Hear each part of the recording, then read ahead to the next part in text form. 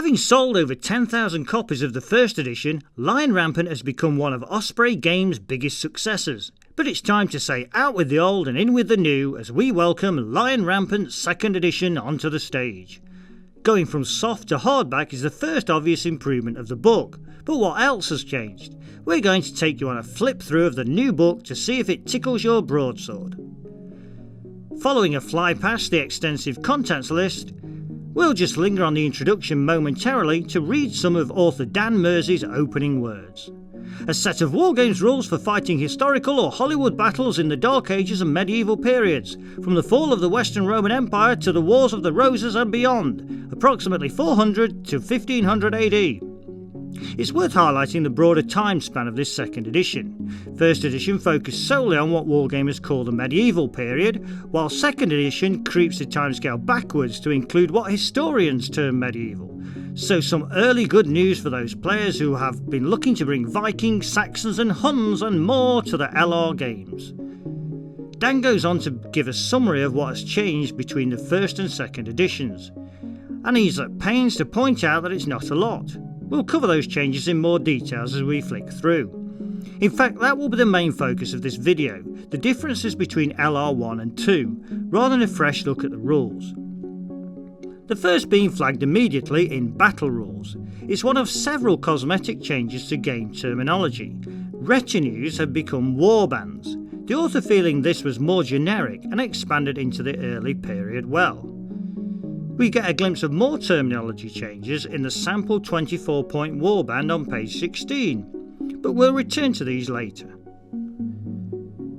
Unit cohesion and proximity has always been home to one of Lion Rampant's more love it or hate it rules. Units are supposed to keep a respectful 3 inches distance from each other during gameplay, but I've played games where during setup my opponent has blasely mentioned, much to my horror, "Oh, I don't bother with that." And now you officially don't have to bother, because Dan has included an alternative rule whereby a 1 inch distance is fine.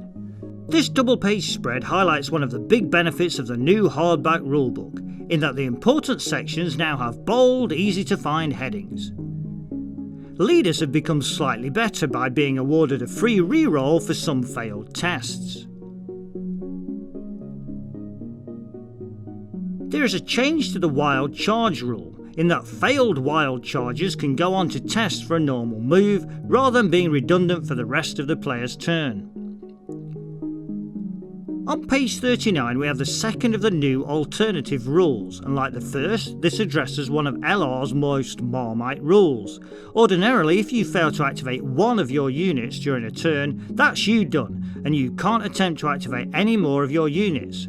The alternative rule for failed activations simply allows you to bypass the failed unit and continue to try and activate others.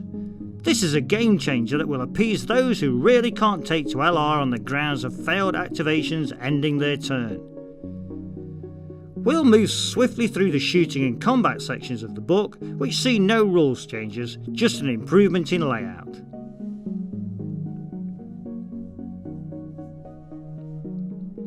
On page 56, we come to Storming a Defence, a new rule borrowed from one of Dan's other games, The Men Who Would Be Kings. Retreats could be more devastating in LR2, with retreating units that are within one move of the table edge disappearing into oblivion, and retreating units fleeing from the nearest enemy regardless of who causes their flight. If unable to retreat their full distance, they also lose models in a less random way than previously. Chapter 2 details everything you need to know about mustering your warband. There are cosmetic changes aplenty here, as second edition strives to accommodate the troop types from the earlier period now covered by the rules. So mounted yeomen have become light cavalry, serfs have become levied infantry, and we have to say goodbye to the bidowers, or biddies as we affectionately call them, as they become plain old skirmishers. The photography in Lion Rampant 2 is pretty average at best, although it is worth lingering on this shot, easily the best of the bunch. The way leader skills are used in the game has expanded quite significantly. Back in the old days, i.e. Lion Rampant 1, you just rolled 2 dice to see what skills your leader possessed. Now it's a case of spending points from your warband pool to enhance your commander with whichever of the 24 skills takes your fancy. There is also the option to add upgrades in the form of holy men and banners to your band. The units section covers all the different troop types now available in Lion Rampant. Whilst the stats appear to be the same as they were previously, there are new unit upgrades for most troop types, and again we have a welcome clarity in the way the text is presented.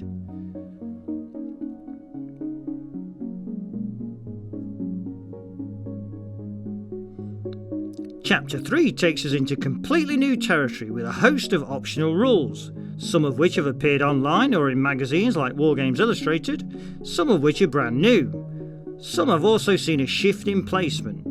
Boasts, which was always the sort of thing a games designer loved to write but players weren't too fussed about, have also been exiled here. Strength point, unit face and rear, shield walls and group moves are all additional rules that add realism, period flavour or complexity, depending on your point of view, but it's nice to have the option. Unit variants are another attempt to add in earlier or later period flavour, and again a welcome option for including camels, chariots, pikemen, handgunners or slingers.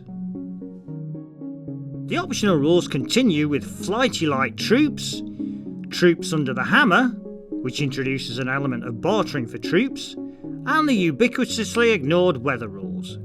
You can also revert to LR1's rules for leader skills if you like.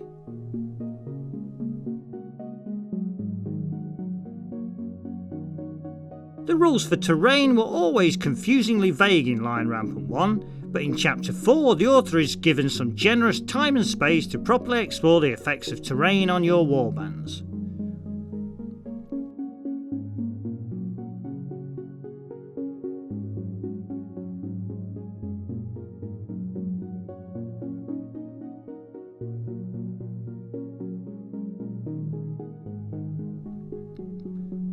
The original 12 scenarios are again included in LR2, but Chapter 5 also includes 4 new scenarios. Although we haven't played them yet, Dan Mersey's pedigree for scenario writing means that anything new is both welcome and eminently playable.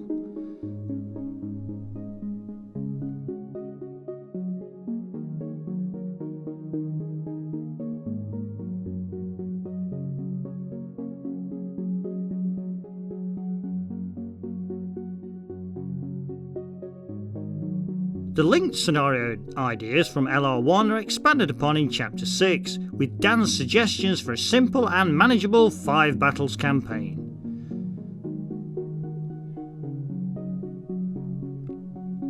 The final chapter of the book introduces us to both original and new armies in the form of sample 24-point warbands. Taking a quick flick through will familiarise you with the scope of the new version of the rules, with notable warring nations from the late Roman Empire through to medieval Eastern Europe being covered.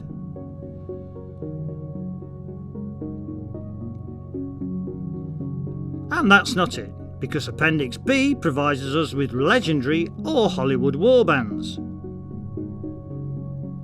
Appendix C makes the veteran Rampant gamer's task of deciphering what's new easier by providing a 24-point list of rules changes from the first edition.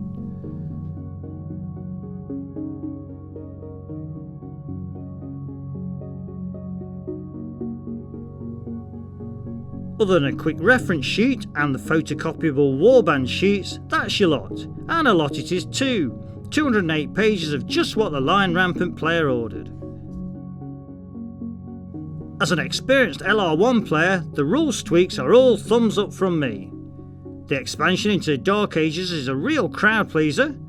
The optional rules and new scenarios are all really exciting. But what I welcome more than anything else is the clear layout of the new book, which will surely mean less searching for rules and more throwing of dice.